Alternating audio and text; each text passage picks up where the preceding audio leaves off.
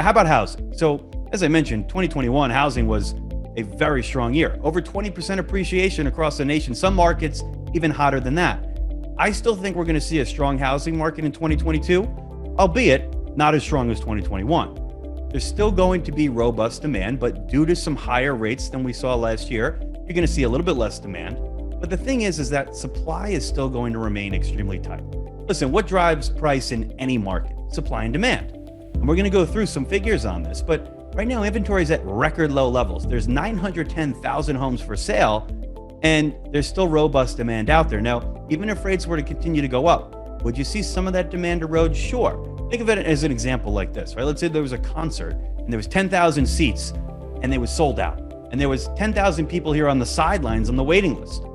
Now, if all of a sudden prices, let's say they doubled for the concert, maybe some of these people on the sidelines would go away, but you still have much more demand than the available seats there. Kind of like that in the housing market. And it's kind of how it is actually in a lot of markets like on the West Coast. Like if you look at California, right? I mean, those homes comparatively to their homes are not affordable, but such low inventory and stronger demand than the supply out there, even if prices are rising, even if rates are rising.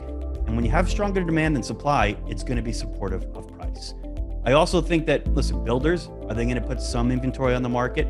Sure, but they're not going to be able to keep up. They're having big labor issues, material issues still. Supply chains are still disrupted. Many people saying it's going to last for a few years.